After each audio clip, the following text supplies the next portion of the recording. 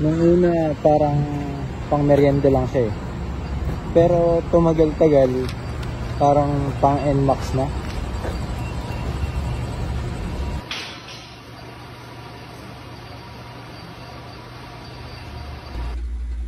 Yes, another tanggap na ganap. Okay, naalala nyo ba yung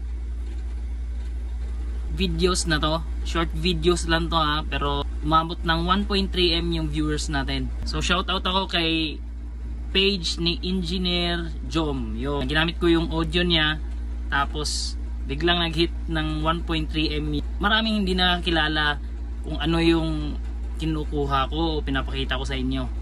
So eto, i-explain ko ng konti at magbibigay tayo ng trivia kahit papano para malaman din nila.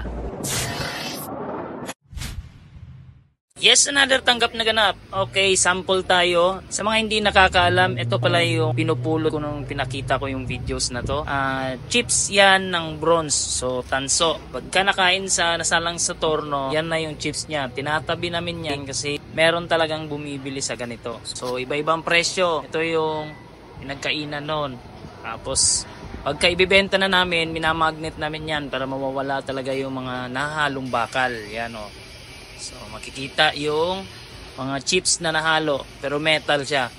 Namamagnet naman yan para malinis pagbenta at hindi na tatawaran ng junk shop na bibili sa amin.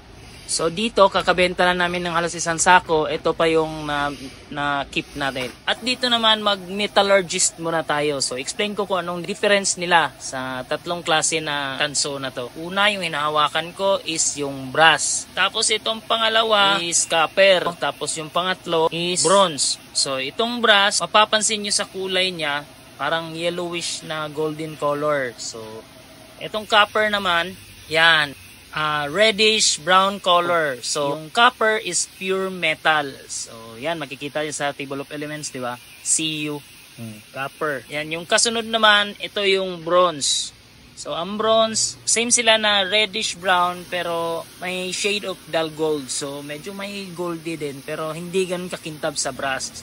So ito yung bronze, brass, tapos yung pula is copper. So yan, yung tatlong klase na common na makikita natin dito sa o ginagamit dito sa Pilipinas, pati sa mga machine shop. May kanya-kanyang purpose kasi yan eh. Then ang brass tsaka tiger bronze is copper alloy. Okay. So, ano nga ba ang pagkakaiba o difference sa copper, bronze tsaka brass? So ang copper is pure metal, tapos yung brass tsaka bronze is copper alloys. So combine na siya ng ibang elements of metal. So bronze is copper and tin. Then ang brass is copper and zinc. So zinc ang kasama sa copper kaya naging brass. Tapos sa tin tsaka copper, yun yung bronze. So yun lang, yan yung common na ginagamit natin na bushing and any kind of fabrication. So mga machine shop, karaniwang gumagamit nito, pati electrical yung mga copper.